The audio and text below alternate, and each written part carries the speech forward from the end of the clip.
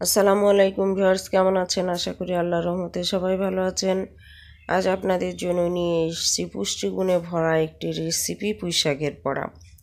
ছোট বড় সকলের খুবই পছন্দ এবং সন্ধ্যার নাস্তায় পারফেক্ট একটি স্ন্যাক্স হিসেবে আপনারা খেতে পারেন এই পুঁইশাকের বড়া। ভিউয়ার্স, যারা আমার চ্যানেলটি এখনও সাবস্ক্রাইব করেনি দয়া করে চ্যানেলটি সাবস্ক্রাইব করুন এবং পাশে থাকা বেল বাটনটি বাজিয়ে দিন। যখনই আমি কোনো ভিডিও আপলোড করব সর্বপ্রথম আপনি পেয়ে যাবেন। আর যারা আমার চ্যানেলটি সাবস্ক্রাইব করেছেন তাদের অসংখ্য ধন্যবাদ। তো চলুন ভিউয়ার্স, আজকের ভিডিও শুরু করি কিভাবে তৈরি করেছি এই অসম্ভব মজার পুঁইশাকের বড়া।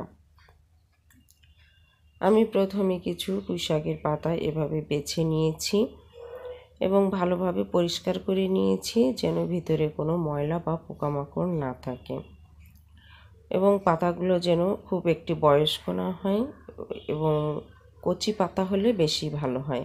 তারপর বোটাগুলো আমি এভাবে ছাড়িয়ে নিচ্ছি, যেহেতু বোটাগুলো যখন ভাজবো তখন হয়তো একটু সমস্যার সৃষ্টি করবে, কাঁচা কাঁচা থাকবে।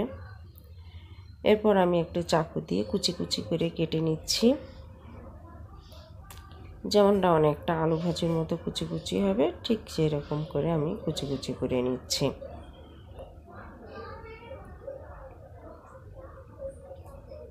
এই যে দেখতে পাচ্ছেন ভিউয়ার্স, এভাবে কুচি কুচি করে নিচ্ছি। হয়ে গেল আমার কুচি কুচি করা। এখানে ভিউয়ার্স আমার প্রায় 150 গ্রাম মতো হবে পুঁইশাকের পাতা। আপনারা ইচ্ছে করলে আপনাদের পরিমাণ মতো নিতে পারেন। এরপর আমি একটি অন্য পাত্রে নিচ্ছি যাতে আমার মাখানোর সুবিধা হয়।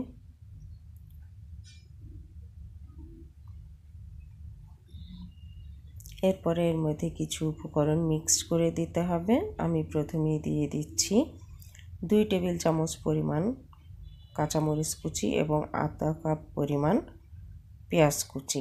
পেঁয়াজ কুচির পরিমাণটা একটু বেশি দিলে টেস্ট হয় এবং আদা রসুন বাটা 1 টেবিল চামচ পরিমাণ। এরপর দিয়ে দিচ্ছি মাংসের মশলা 1 টেবিল চামচ পরিমাণ। আপনারা যে কোনো মাংসের মশলাই এখানে ব্যবহার করতে পারেন। মাংসের মশলায় যেহেতু হলুদ আছে এই জন্য বাড়তি কোনো হলুদ দেয়নি। এরপর দিয়ে দিচ্ছি 1 টেবিল চামচ পরিমাণ সস এবং 1 টিস্পুন পরিমাণ লবণ। এরপর আমি ভালোভাবে মিক্সড করে নিচ্ছি।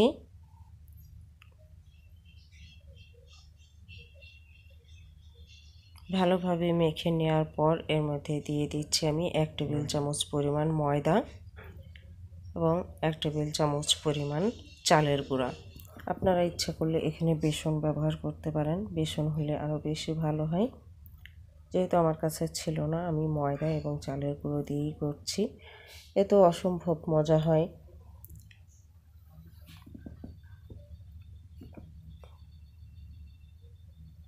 ভালোভাবে মিক্সড করে নিচ্ছি এবং গোল গোল করে নিতে হবে।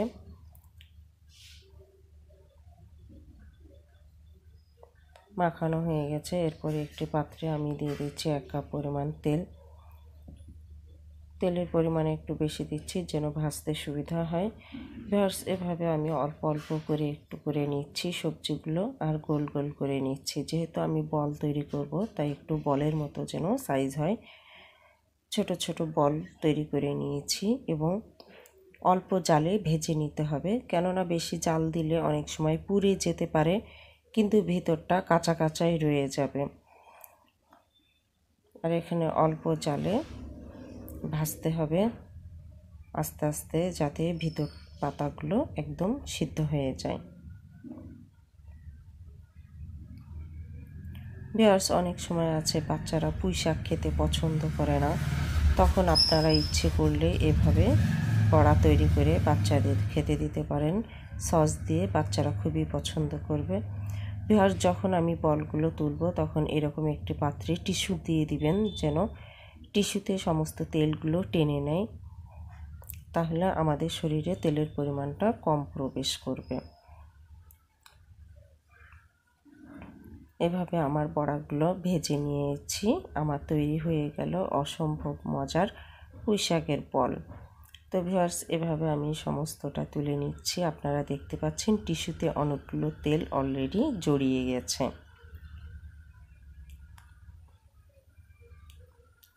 ভিউয়ার্স, খুবই অসম্ভব মজার এই বল আপনারা বাড়িতে একটু তৈরি করবেন, সন্ধ্যার স্ন্যাক্স হিসেবে খুবই কাজে আসবে।